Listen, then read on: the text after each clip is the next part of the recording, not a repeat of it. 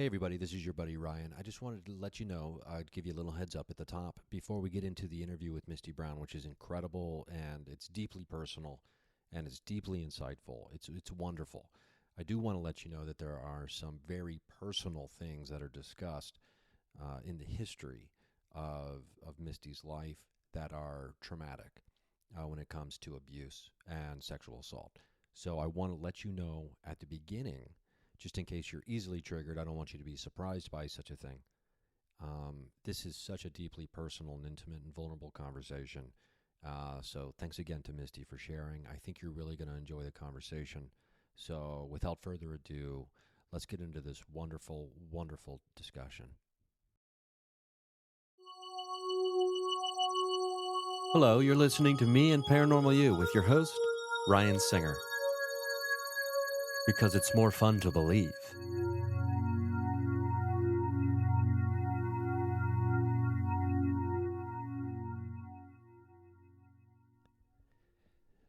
Hello, and thank you everyone for listening to another experience of Me and Paranormal You. This is your buddy Ryan Singer. I am very excited in one of the most relaxed ways possible to be bringing you another experience today with Misty Brown. Misty, we just did a sound bath, or how would you describe the experience we just had, or I just had?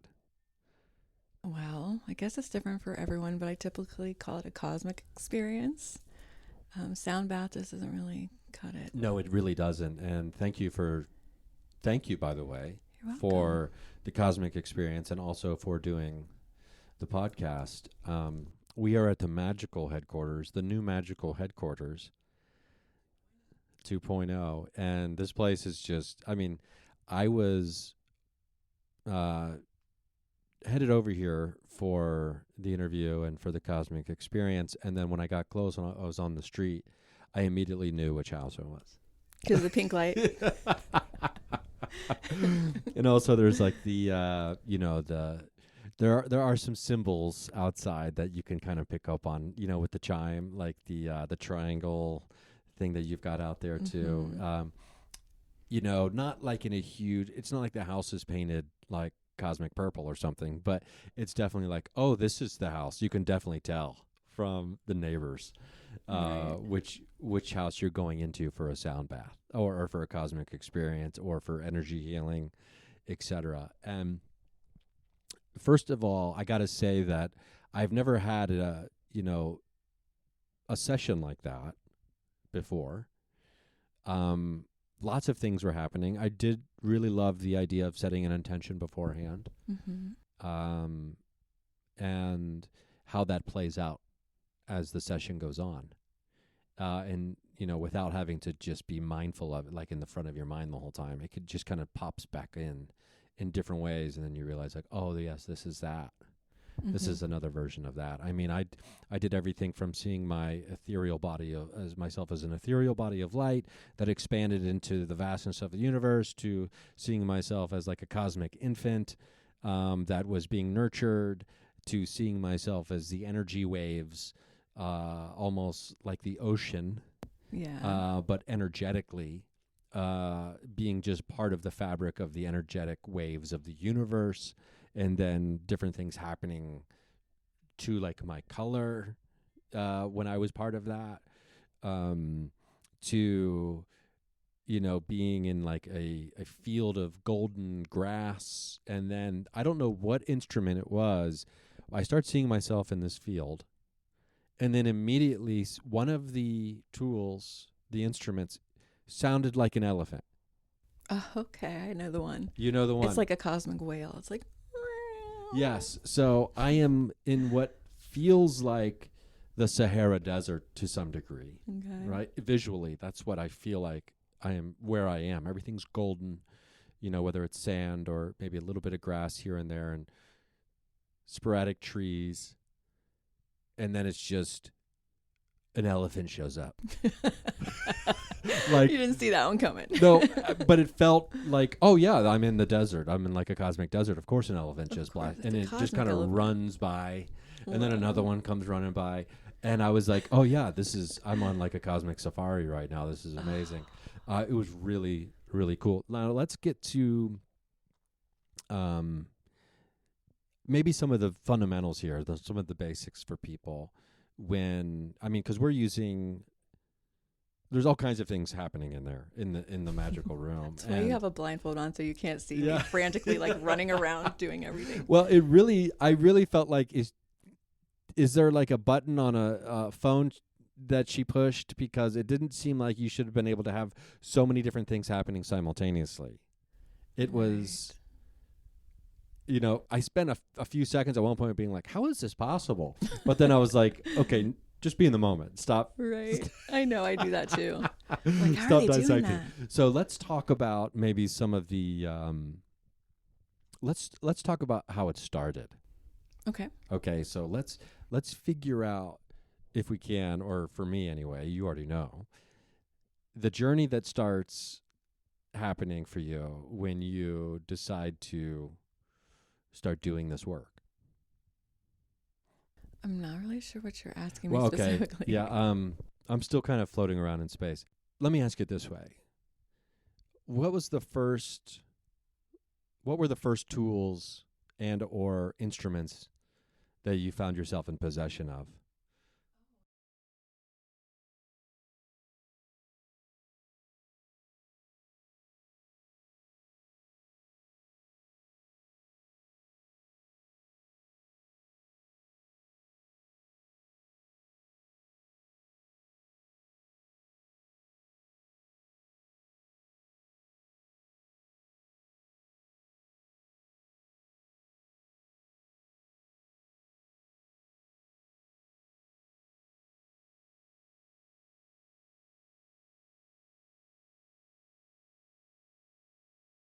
And I listened to frequencies until I got into a space where I was just kind of, out there, and then I could relax. And I ended up getting off Ambien after 5 years of being addicted to it, and I learned how to sleep again.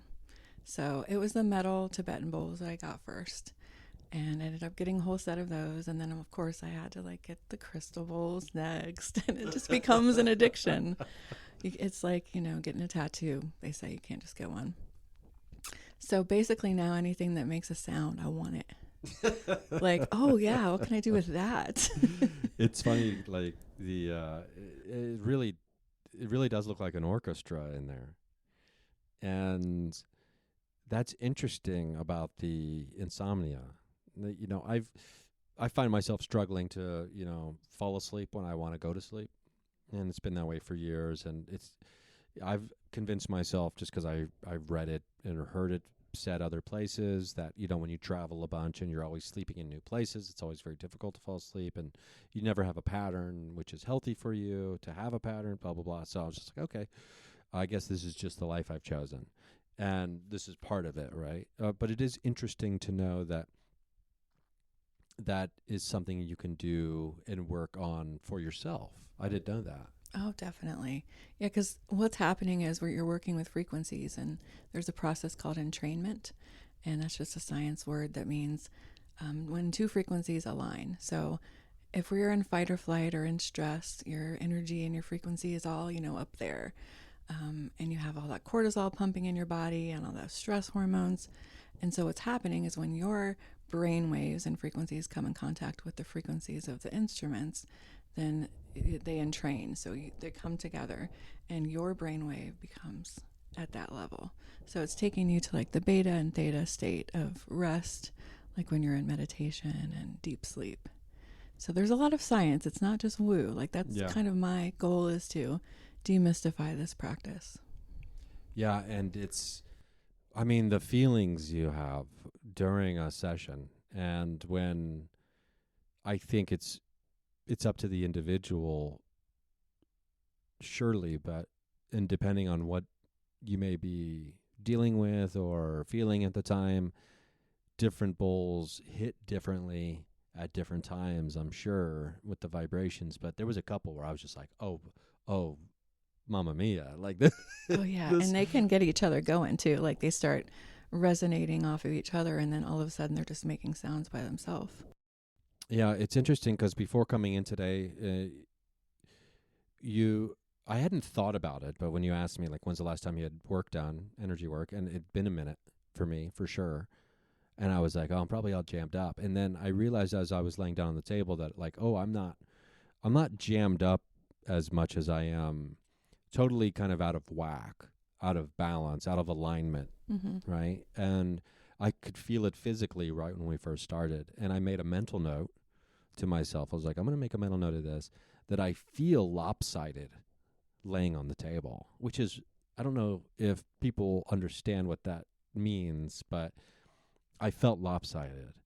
And I almost felt like a pancake that was cooked on an uneven skillet. Okay. Right? Like, part of me is up on the edge. Yeah. And so, and as we went, and as the session progressed, I felt less and less lopsided. Like, I mean, at one point, like, when I first laid down, I was like, am I going to fall off this table? But then, like, and then it wasn't until I took the mask off at the end and was coming back into my body that I realized, like, no, I'm like I'm like lying right down the middle of this table. You know what I mean? I'm not, because my right leg isn't like falling off the table. Like, but when I was in underneath, when we first started, I felt like I was, I felt like I was getting pushed off the table by by myself. So it was really, really interesting how and I've always had a hard time, or I've always had difficulty in the past truly relaxing. That's always been, I don't know why. Like, I'll be like, someone will say relax, and I'll be like, okay, I'm relaxed. And then they'll be like, no, look at your shoulders. Please relax more. And I'll be like, oh, okay, you got me. Uh-huh. And then they're like, no, still. And I'm like, what do you mean? No, this is me as relaxed as I get. They're like, no, still. But then I feel at one point there was a moment, maybe about halfway through, where I don't know what it was specifically. I think it was the tuning forks and things where I was like, oh, this is the first time I've been truly relaxed in a couple years. Wow. It felt like. That's amazing. So it was very nice. I have never experienced the tuning bowls on my body. Yeah, that's not done very often. Can we talk about that? Yes. Okay, so I've been to the Integratron and and I've had some other singing bowl type situations, but I've never experienced anything like this. Can you walk me through what it is I'm talking about here? Walk you through like what the experience is like? Yeah, what the experience is, and maybe where it comes from, or what the idea is behind it, and what it should be doing, or hopefully what it does and will do for us. Okay. Well, I use this as an integrated type of therapy. And so it's not just sound healing, it's a little bit of everything. So I use energy work, somatic therapy, especially for people that have trauma that's stuck in their bodies. I do scream therapy with the gongs, like imagine that. So it's all kind of mushed together. But the whole purpose is to create a safe space for people to be able to be vulnerable, to feel safe, to relax. Because like you said, it's really hard to get into that space if you're going all day. And, if you're a creative person, then your brain never shuts off. Like I get that. And so it's just a place, that's why it looks like this and smells like this and feels like that. So that people can just walk in and say, okay, I can exhale and then create an experience. And it's so... I go into it intuitively. It's different for everyone. I usually ask a person, like, what do you want to get out of this? How can I, make this experience, customizable and personable for you? But really, it's just a matter of going in there and listening to them and then listening to my own intuition and kind of going from there. And so I really don't have a set. I just kind of intuit what sounds that I need to make, and depending on where I'm feeling in your body, where that energy is blocked, I just kind of take it from there. That's interesting. Now, was it your intuition that told you, like, okay, I need to start putting these bowls on people? Yes. Oh, it was. Okay. Well, I mean, they're made for that. Certain bowls are made for that kind of therapy. So these are like master grade bowls that are meant to go on your body. Yeah, but when I started doing it to myself, I'm like, I need all of them and I need to put them everywhere. Like if I could walk around with those things on me, I would. It's really funny. I've never experienced something like that. Um, it was, yeah, it was interesting. It got to the point where when we finished the bowls on the body part, I was, I felt like I no longer had a physical body. Hmm. I was like, okay, I'm no longer a physical being. That's when I know I've done my job. Right. And, and then I think it was before that, or maybe it was out. I don't remember the timeline.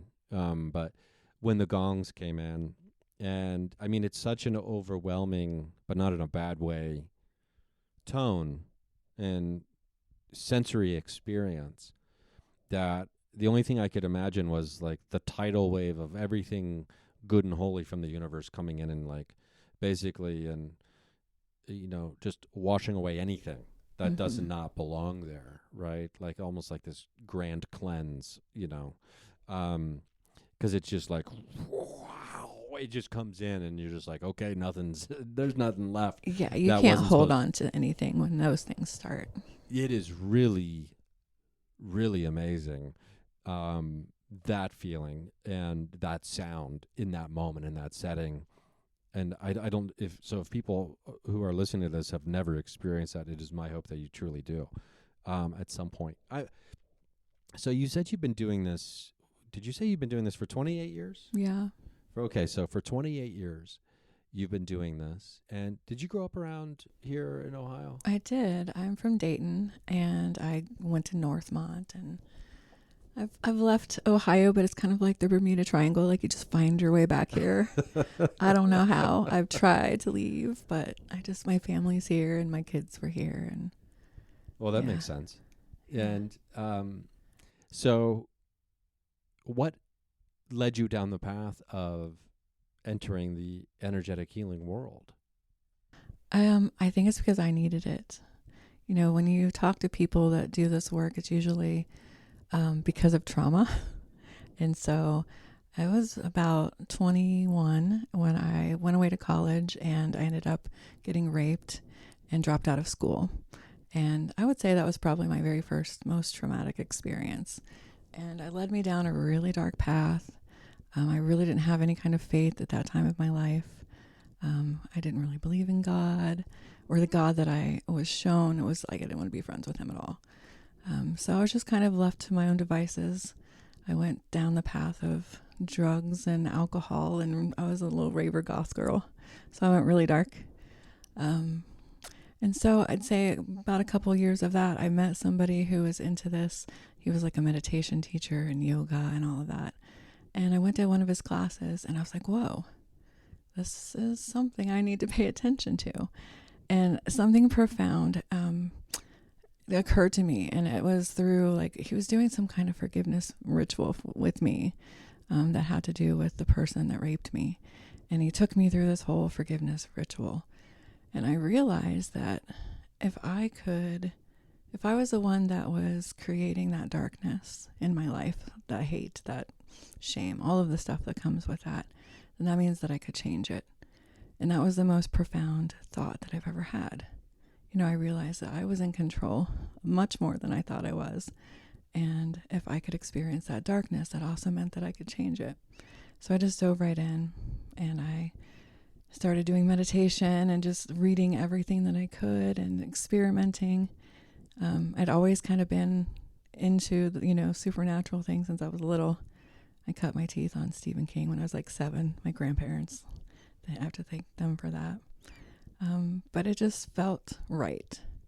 And then I decided that I wanted to do something with that pain and that experience. So I started helping out other people, victim witness. I started hooking up with them and going to the emergency rooms and sitting with people and victims after they'd had an experience and, rape or violence. And I realized that was a place that I can actually transmute that pain and that experience and do something good, because it gives you a compassion and an understanding that most people don't have. Well, I mean, thank you for sharing that. That's, it's one of those stories that it's like you wish you didn't have to hear that kind of story, like, or like that it wasn't true or that it didn't happen to the person. And then you also see how that person has, like you said, transmuted all of this experience into something that can just be, it's almost mind-blowing, to be able to take something that was so dark in one's life and create so much light from it. It's really fucking cool. It's really remarkable. So, I mean, wow, that's really amazing. The the victim witness work has to be, ooh, I mean, for those of us that are uninitiated in it, um, I mean, that's heavy work. Oh, it's intense. You know, you're being with complete strangers in the most vulnerable, most horrific time of their lives. And so you have to know how to be present. You have to know how to just provide a safe space, because you never know what they're going to need. Some people just need you to sit with them. Some people just need you to hold their hands. Some people just need to be seen. And so it felt like that was a way that I could do something with the pain that I experienced. I'm curious if you found through that work that it's almost easier for people to share that moment with a stranger than it is someone who's close to them. Oh, Does that yeah, not, might sound like a weird question, but for some reason I was like that popped into my head as you were describing it. totally true. I actually had a few friends, very close friends of mine, that just completely wigged out about it. Like this guy I dated for 4 years wouldn't talk to me anymore because he was just like didn't know how to respond. He was angry. He just had it. He just couldn't handle it. And so yeah, it makes people very uncomfortable, and especially friends and family, because it's a helpless thing, and they want to do something and they can't. Yeah. And it does, just from having friends, and as a man, it's like, oh man, we've just been like in the way we were raised to be like, this is what it means to be a man, and this is how you should respond to hearing things about women, and it took me, I was, gosh, I don't know, I'd been on the planet for at least a couple of decades before I learned the lesson of, they don't want, like, whether it's someone very close to you, they don't want you to be like, I'm going to go do something about this because you just told me about this SOB who needs something done to them. That's not the response. That it's, they just want you to listen. Right. You And don't need it fixed. yeah, and it's not, it's not my job to do that. It's not my job to fix. It's my job to, like you said, be present there for the person who's sharing something deeply vulnerable. And it, I think men are not, or at least they weren't. I mean, as being a 46-year-old guy, I was never taught that, as a kid growing up, like, this is what it means to be a man, being present and listening and not trying to fix everything. Yeah. It was actually quite the opposite. Like, oh, you're probably never going to be around. You fix everything and blah, blah, blah. That's where your value is. So, yeah, that's such, now, is that something that like every hospital or, or I don't even know if urgent cares, but do they all have, I'm guessing they all have like a victim witness program in place of some kind, right? I believe now that that is pretty protocol. But when that happened to me, I didn't have anyone. It was pretty much just me and the police and the hospital staff, and so it's nice to have like the person in between that can be the mediator between all of the people that you have to repeat your story to, and like it's not a fun experience. Your entire dignity just got wiped away, and now you're getting poked and prodded and having to repeat everything that just happened to you, and it's like re-traumatizing. Yeah, and not only repeating it, but I imagine being asked questions in a way that are trying to see if you got your story straight, so to speak, or if you're going to change your story, or well, were you drunk? As if that's a reason Right. for anything, or were you on drugs? As if that's a reason to, you know, Yeah, that just sounds like, and like I said, as a man, I've never had to be in that situation where, I've even felt like when I'm walking, like when I walk around the streets at night, I'm not worried. That's not something that pops into my mind. Like, oh, is someone going to do that? Mm-hmm. You know, it is fascinating how one who experiences, deep trauma also has such insight into the understanding of others who experience something similar, and also arms themselves, so to speak, with healing tools and practices and techniques, right? Mm-hmm. And when it comes to the energy work and like the somatic healing or somatic therapy, and that to me is a fascinating and a really amazing aspect of the spiritual world, in the world of spirituality, and what some people would classify as woo woo and Mm-hmm. all this other stuff. And I mean, if they sat down and actually listened to what it was all about, or a conversation like we're having now, I think that would change a lot of people's minds who are like that hardcore skeptic and like, I need science, I need peer reviewed journals, and I need all of this stuff, or everything that's not in there is just bullshit Right. and has no value. When in fact it has incredibly deep value, like what we're Exactly. talking about here. Yeah, my whole purpose with the work that I do is to empower people. Um, a lot of people in this work, they create dependence, and that really pisses me off.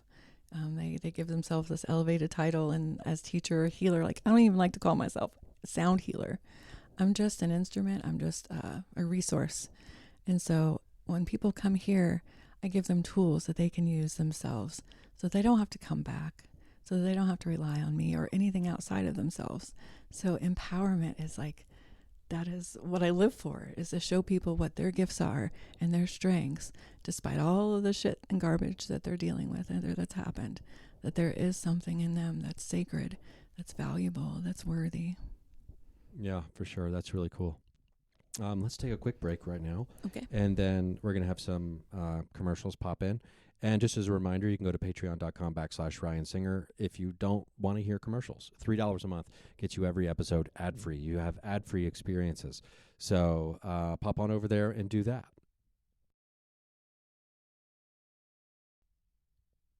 And we're back. So I do love talking about the value and I guess it's not even like a specific value to me. When it comes to energy healing and all the different types of energetic healing a person can do, there I feel like it, and what I mean by it's not specific value, I feel like it could be a million different things. Anything that a person is going through in life, this can be used in a way, right? Absolutely. We were talking about, you asked me, like, was there any specific spots on your body that you felt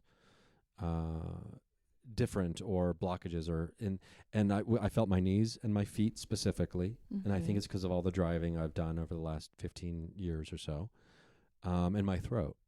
I've had trouble with my throat lately, probably specifically the last maybe year and a half. Okay. And there was, whether it's just like always sore, my voice is always kind of ready to leave if I talk too much, which happens a lot. I imagine so. But you seem to pick up on that during the session. Now, which leads me to my question: when you are doing a session, how are you sensing the area that you might realize someone who's in here having the work done is needing the most potentially? Well, I'm about to go woo on ya. I'm sure there is science to back this up, but I just feel things. I am one of those people that can put my hands on someone and know where they're blocked or how they're feeling, or I can walk into a room and just I just know something's going on. So I don't know how to explain that exactly, but I feel it in my body like it's happening to me. And so it can be very uncomfortable sometimes. I've had to run out of the room a few times because I thought I was going to get sick. Oh, wow. I was working with somebody who had cancer, and it just was like overwhelming nausea and dizziness, and like I couldn't breathe. And I got really hot. So yeah, I just feel it. Yeah, I mean, it seems like, kind of like advanced empath stuff. Being able to, you know, mirror what someone is feeling physically in their body. And when you're working with energy so much.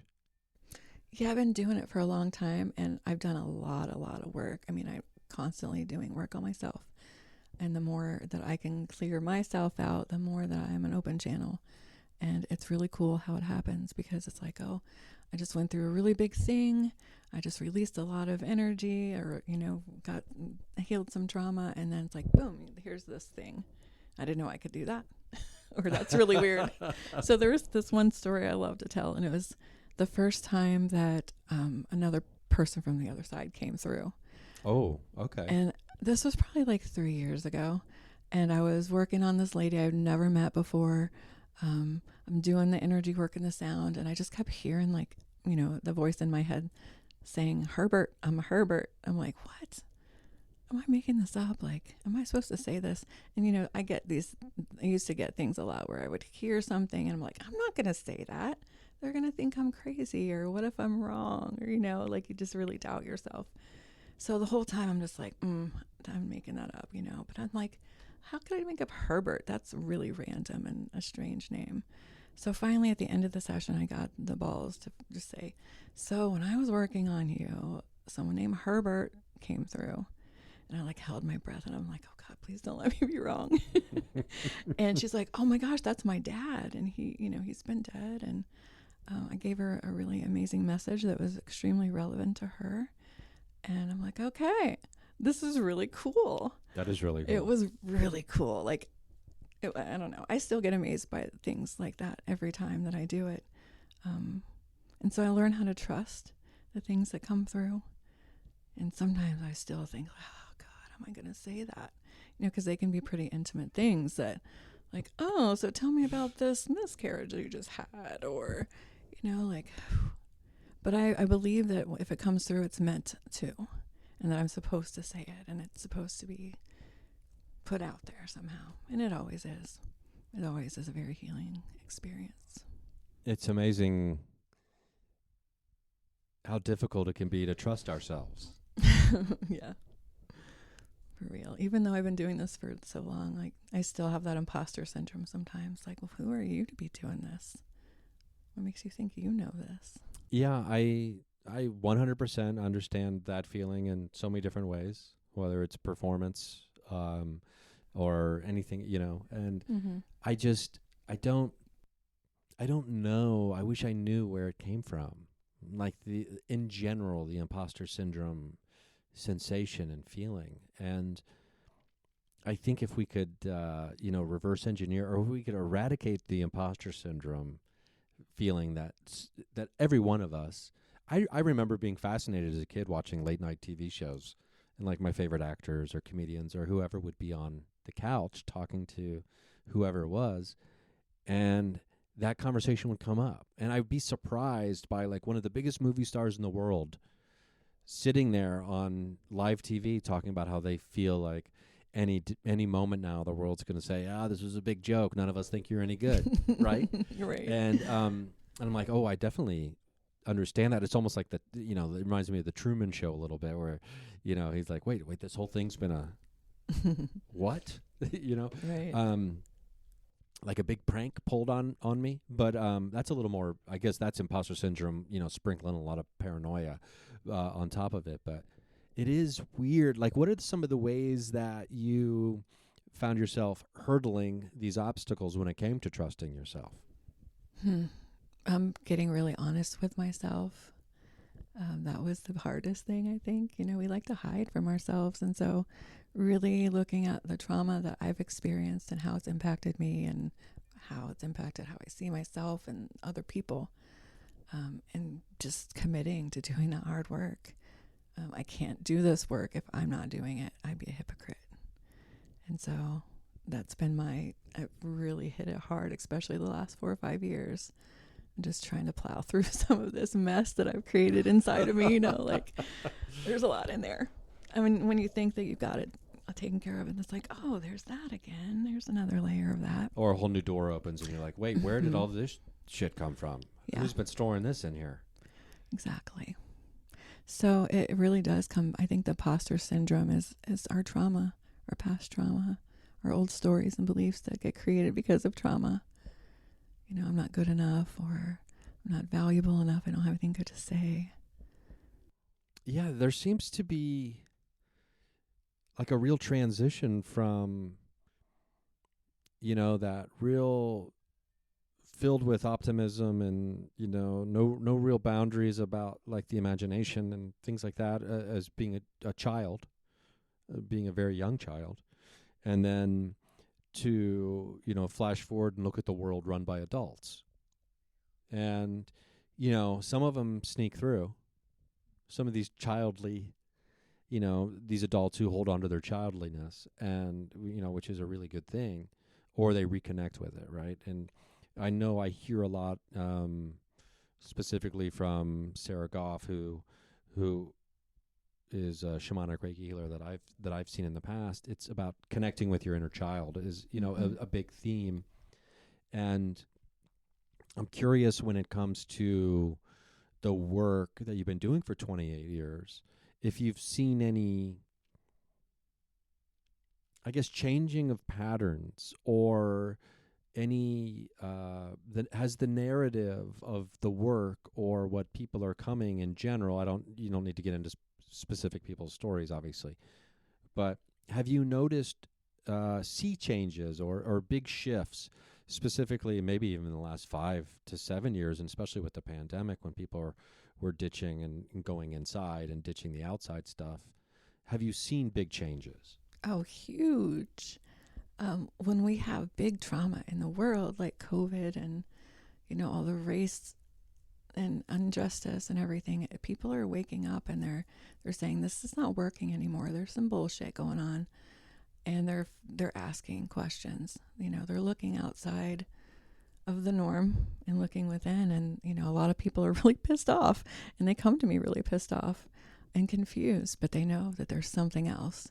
And so that makes me really excited, because I can start helping them to explore their inner worlds, and look at some of those old beliefs that got them to that space.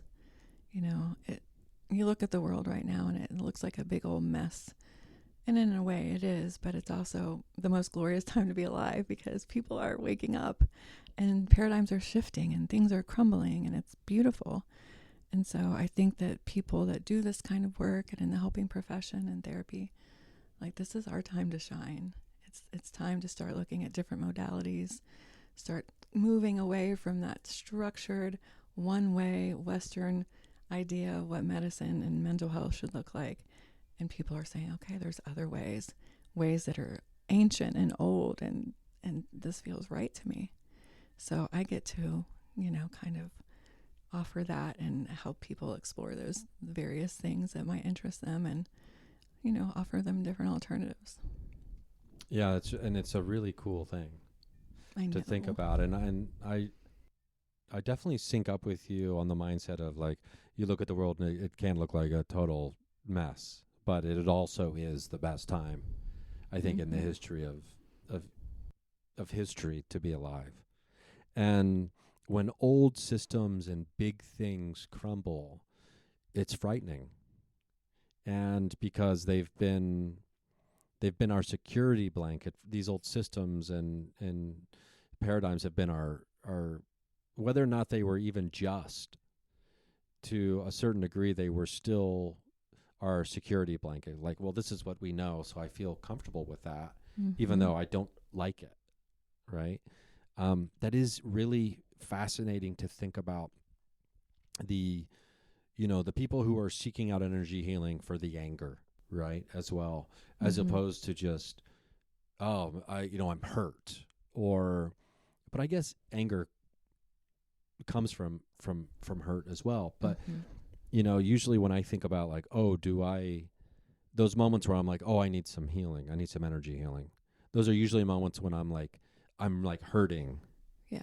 or whether it's a breakup, or whether it's something like that, or a huge disappointment, or not a betrayal. It sounds like such a big word. That betrayal is not a word that I think I've ever really used in my own life. Like, I was betrayed. Like, I don't know if I've ever said that I've been betrayed, but so I think of it in those ways. But kind of going back to what we were talking about earlier, like, there's no specific value. Or, I mean, it could be, it doesn't have to just be when you're hurt. It could be when you're angry, or physically when you're achy, or you're stiff, or you're out of whack or unbalanced. And so that is really something fun for me to think about. Widening my perspective, and just realizing like, oh, I should get energy healing anytime, anything. Right. It's very multifaceted. We're multidimensional creatures, and so energy work and sound healing and all that touches on every aspect of our humanity. And it's what I really want to get across to people is that it's not all love and light. Like, I call those people fake awakes. I think Jessa Reed actually said that. But to me, it's about romancing our shadow and being friends with the shadow self, and understanding what's in our subconscious and those things that we demonize and that scare us, and being able to relate to them in a different way, in a more compassionate, accepting, loving way. And that's when we heal, is when we can look at those scary monsters and realize, that's not a scary monster. That's just me. That's just a part of me that got broken, that just needs love, that needs attention. Yeah, that is, one of those tried and true things of, oh, you're about this love life for real? Like, oh, you for real about this life of loving everyone? Well, then what about, you see, and we don't have to name names. People probably just have their own names that they can pop into their mind. Like, Oh, yeah. You think about these people in the world who just are the quote unquote the worst people alive, right? And it's like, well, are we going to be about that love life, or are we going to be about, I love everybody except this asshole over here? It's like, well, that's not really how it works, is it? And I guess to truly, the thing that really bothered, I don't know when you heard this, but I heard this I remember hearing it in grade school, that if someone is doing really annoys you, the chances are it's something that you do. Yeah, I've heard that. And I remember the first time I heard it, I was probably like 12 years old, thinking to myself, that's not, like, I don't pick my nose and eat my boogers in front of people or whatever, right? Like, yeah. But, and then I get home and I think, but do I pick my nose? Or it's like, who hasn't picked their nose? But, and then as I got a little bit older, I realized like, oh, this is probably so true, this saying. And then it's 100% true if you lean into the belief that we all are connected to one another in a way that's so much more clear and obvious than we're willing to accept, even though we have these different physical bodies. Yeah, I think that we can really serve as mirrors to one another if we allow it, if we can be vulnerable and we can be willing to see ourselves, the way that we really are, through another person's eyes, which can be brutal and terrifying. But I believe that is what real relationships are meant to be. Not just romantic, but friendships and human connection. We're here to support each other, but also to be mirrors. And to reflect to each other really what we need to heal. When you think about the most valuable, important relationships in your life, it's usually you can identify what that thing is that they came into your life to show you, right? Especially the people that you really don't like. You can start looking at it a different way. Yeah, they might piss you off on a daily basis, but what's really happening? Why are you so pissed off? What are they showing you about yourself that might need to shift a little bit? Yeah. I had this wonderful image of the world when you said that if we can all mirror each other, what a gift. It's like a painting, or it's a visual image where if everyone is a mirror, that means that we don't see any individual, yet we see everyone all at the same time. We see everyone, but we don't see anyone. Does that make sense? Yes. Like if everybody is a mirror, which is just a really cool visual in my mind about how the world could be.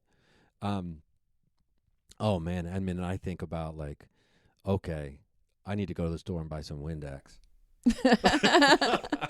No kidding. Because my mirror is, it's got some toothpaste splatter on it, to say the least, at the moment. But needs to get cleaned up. Yeah, that's what friends are for, right? Show you what shit needs to be cleaned up. Oh, it's really funny. Now, I don't know how many sessions can you do in a day? I mean, because it's not easy work. I usually just do one a day, but when I do big events like Love Shack, I do it. Yeah, we got to talk about that, by the way, before I forget. Yeah. I do it like 5 hours, and it's crazy. It's like I'm running off pure adrenaline, and at the time I'm just like pretty much out of my body when you're doing it for that long. But then at the end, you're just like, oh, it's crazy. Do you sleep for like 3 days afterward? I don't know. I feel it's one of those weird things where you're like, like you drank a whole pot of coffee, but you're tired, but you can't sleep. Yeah. Yeah. So I do have to pace myself. But if you are channeling universal energetic energy, that didn't make sense, but you know what I mean, then really you shouldn't be depleted. But at that point, it's just a matter, I've been standing on my feet for 5 hours and I need to sit down. Yeah. I mean, there is you could have you could be, this is a weird analogy, but you could be the best like baseball glove in the world, catching the universal fastball all day long, but sooner or later the leather needs to take a break and get oiled up, and he needs to relax, or it does. It makes sense that you would. The physical body part of this is also a component. The tool also needs to be taken care of. Yeah, definitely. In these situations. Yeah. So by day I do therapy, and I work in recovery with addicts, and it's a machine. It's a money machine. And I usually see like 5 to 7 clients in a day and like do a 4-hour group. And so I identify with that part, because like I can get really drained just going for that long, one after the other. Wow. You've dedicated your life to service. And it's very admirable. Tell me about Love Shack a little bit. Okay. Love Shack is a really cool event that I got inspired to do in 2019 after the Dayton tornadoes happened. And I was pretty close to some of the destruction, and I felt that sucker going over my house. Like that was as scared as I've been in a while, and then the way that just it touched me, seeing all of that destruction, and like I felt it inside of me. It was horrible. And so I just felt like I needed to do something. And I saw everybody around me, passing out water and food and setting up in parking lots, really coming together as a community. And so I was in bed. It's where I get all my ideas at like 4 a.m. And it came to me. And it was almost like I was being told, like I got this download. And they even said, call it Love Shack. I'm like, okay. So I got a few pop-up tents and put them up in the areas of destruction, and called a few friends. And in the beginning, it was super small. There was like me doing energy work and a massage therapist doing chair massage. And then we had a little art table set up, and we were just talking to people and handing out free hugs and listening and just creating that safe space. And then word got out, and we got picked up by a church that was in Northridge because they got hit really hard. It was the Heavy Metal Church of Christ, and they invited us in, and we did a big old thing in their gym. They did not want us to come back, however, because they thought we were devil worshipers. They thought you were the heavy metal Church of Christ, right? Thought you were devil worshipers. I know. We were waving crystals around, and there were some tarot readers, and they were just like, no, you're not coming back. That's just so like it's so on brand, but unfortunately for them. I know. But yeah, it's unfortunate. Yeah, so we got picked up by another Dayton business, and they invited us in to use their space on a monthly basis. So it became a monthly thing, and then it got really big, and then COVID happened, and then everything, the world just stopped. So it was, I think it was like 2 years that Love Shack just didn't happen, and I'm like, we've got to have this back. Like, we need this more than ever right now. And I don't even think I explained what it is yet, but it became, I guess, a free community healing day. And the purpose is to offer free services to people in the community. And we have between 20 to 40 volunteers who offer anything from massage, Reiki energy work, reflexology, tarot.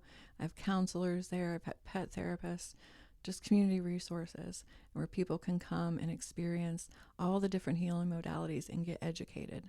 So my goal is to demystify these practices and show them how they can be used every day and how they can be used to empower. And then there's also the art and performance piece. So I'm an artist, and that's all part of the healing for me. And so we have all day long, there's performers, there's drummers, dancers, belly dancers, musicians, people entertaining. There's art tables set up, people doing projects.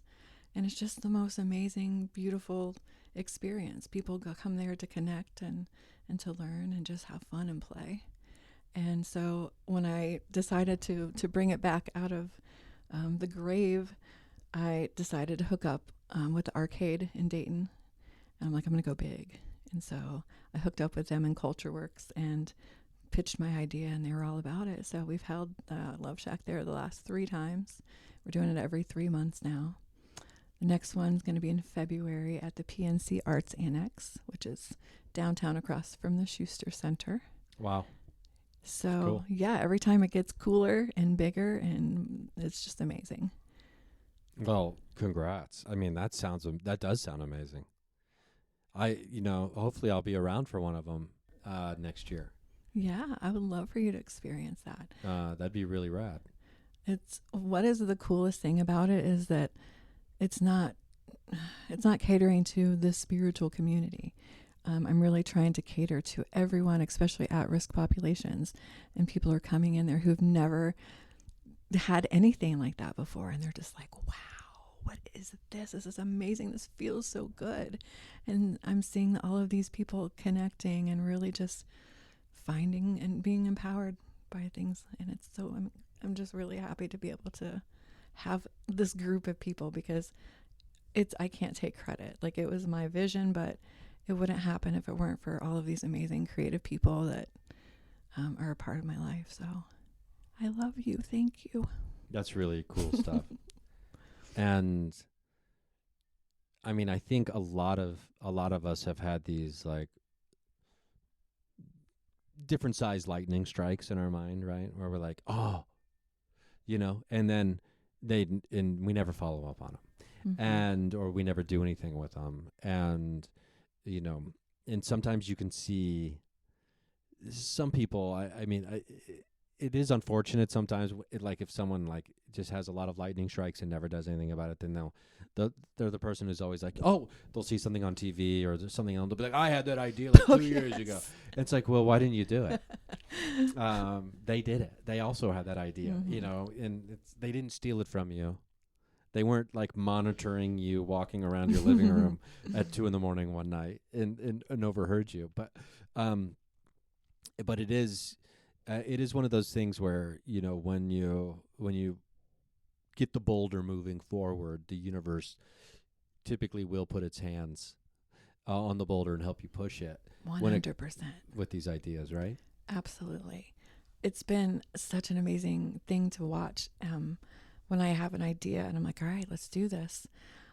And then it just unfolds. Like, I don't even have to do the work. These people, they just come into my life, and I'm like, wow, that's amazing. Like, I must be on doing something right here.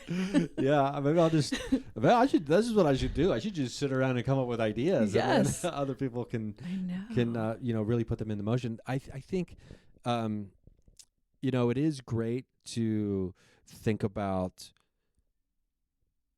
communities and people who aren't exposed to this getting access. Mm-hmm. It's really easy for me to forget that not everybody's a total weirdo I know. because of the people I run around with. I've been running around with comedians who have been living outside the structure of normal society for so long, and other paranormal weirdos and mystical weirdos. So it's like it's so easy to it's so easy to forget what it's like to be like A muggle. yes, exactly. And it's nice to hear that there are opportunities arising through Love Shack Mm-hmm.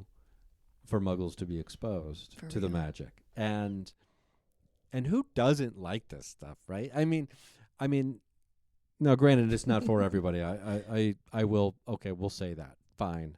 But who doesn't want to sit around, or who wouldn't want to see an alien or feel a profound emotion and feeling and sensation during someone hitting a bowl with a crystal stick, or you know what I mean, and then be like, it was all bullshit until, and the next thing you know, I'm crying, and it's like that's the reaction I normally get. Like, and I bring this into my therapeutic work at the recovery center, and I've had some clients, they just come off the streets, they're addicted to heroin and meth, and they're like, what the frick are you doing here with these bowls? And I had this client, and he would call them my buckets, and he'd be like, please don't play them buckets, they're too loud. But most people have that same reaction. They're like, oh, I see. Like, now I know, because now they feel it. And so that's kind of why I do this stuff in the community, so that people can experience it for themselves. Because, like, I don't want to have to say anything. I just do it. And it's like, okay, I get it. Yeah, for sure. And, and I know that from personal experience in the past that, like, when you're doing large amounts of drugs, your body is out of whack. Mm-hmm. I mean, it is. You do not have, I guess, homeostasis or balance inside of your body or your emotions or anything like that, and it could be pretty jarring. Sensory overload. Yeah. So it occurs to me, like, very early on in tonight's session, I saw myself because after I said something about, like, oh, then I hit the crystal thing and I cried. I was like, okay, yeah, I almost did cry earlier. Mm-hmm. It's hard to explain, but you know how turtle shells are actually just like a bunch of tiny pieces. If anyone's ever seen like a turtle shell, a turtle shed its shell, it comes off in like little pieces, like almost it's like a bunch of tiny shields that are kind of connected together, and they overlap almost like shingles of a roof, right? And in this moment, while I was, on the table, I saw myself, but I saw myself in like pieces, right? Where like my outer shell was a bunch of tinier shell pieces that were all kind of connected to one another. And there was a moment where like my intention was I set the intention tonight to feel safe and to release fear. That was my intention. And just in life in general, and in my personal life and my professional life. And during that, after setting that intention, I was overcome with, it was one of the sounds, I don't remember specifically which one, and it was a safety sound, right? A feeling to where it was like, okay, you can truly be yourself and you don't have to be afraid of that. And pieces of my face were falling off. Wow. If that makes, and then light was shining through. So what was happening was my shell, which I thought was protecting me, was actually trapping, the endless and limitless light of my being. That's a really big realization. Damn, that's awesome. It was really cool visual. Oh, sounds cool. As piece by piece of my face and my body was falling off. And then just another, like, when the sun is coming through a hole in a cloud. Yeah. Like that was shining, and then boom, boom, and then until it just became, now you're just part of everything. There's no separation between you and everything else. It's all just light. Beautiful. So it was really cool. But that's the close. That's like I was emotional during that moment for sure. And then I remember, I think I didn't get to crying because I had the thought, oh, I don't want to cry in her mask. Aw. I was like, I don't want to get the mask wet. But anyway. I recycle them. I have a whole bunch. Oh, of okay. them. I put the tears over on the side. Well, this has been a really great night. Thank you again for the cosmic healing. I want to make sure that people understand how they can get in touch with you easily and, how they go about that. Okay, so Wellspring Healing Studio is the name of my business, and you can find me on Facebook. You can also go to wellspringartsandretreats.com, and you can connect with me in that way. I'm not a huge other social media person. That's enough for me. Mm-hmm. So typically Facebook is where I put all of my events, and you can contact me that way. Now, people might want to know if you do remote. I can, but I'm not a big fan. You lose something through the technology. But I can do therapy and consultations, but I prefer one-on-one. I do travel to other people that have some people that can't get out of their house or that are physically disabled. But I do prefer that personal exchange. So if you're anywhere close or traveling through the Southern Ohio area at any given time, for the in-person or to travel here and have it done, I couldn't recommend it enough. And also we were downstairs earlier talking about the potential podcast studio. Yeah. Oh yeah. So I haven't done an episode since May. My life's been crazy, so I need to get back to it. But I do have several out there, probably 24, I think. And it's Galactic Gravy is the name of it. Which is a great name. Thank you. And of course, it's an alien holding a bowl of galactic gravy. I'll just show you that. But yeah, so you can find that just about on every streaming platform. Galactic Gravy. Galactic Gravy. That's awesome. Well, Misty, this has been fun. Thank you for having me on. I really appreciate it. Yeah, well, I really appreciate you making me not feel so lopsided. Yeah, I'm glad you're not a lumpy pancake. I'm not a lumpy pancake. And thank you for listening to all of you out there who are listening. And by the time this comes out, I've probably already been at Wiley's, which was on the 9th and 10th of December. But if not, 9th and 10th of December at Wiley's Comedy Club, Dayton, Ohio. And then Mason City, Illinois for New Year's Eve weekend, Friday and Saturday. mclimits.com for tickets and information about that. And then I'll be back on the West Coast come 2023 after the long, cold winter here in the Midwest. Oh, my goodness gracious. It was so cold last night that, it was 29 degrees, right? Which is, people in Minneapolis are like, oh, what? You mean spring? But I had a rough time last night. Bone chilling, huh? It was, or maybe it was 2 nights ago. I had to go buy a steamer for some shirts. And I went at 9:30 at night to go to the store, and I walked outside and I was like, oh my God, I don't need the steamer. You need to steam yourself. Yeah, I need to steam myself. But anyway, that's neither here nor there. And so patreon.com/Ryan Singer. Thank you. Crystal Eyes app is coming up on 1 year as being an app that is available on your phone. Thank you to everyone who's downloaded it already. If not, it's a free download. Give it a check. Early next year, we are going to be identifying 300 crystals. That is going to be triple the size of crystals we identify as it stands now. So I will keep you posted about that. And anyway, thank you. I hope to see you at a live show. And if not, I guess we'll just see you at the watering hole on the astral plane.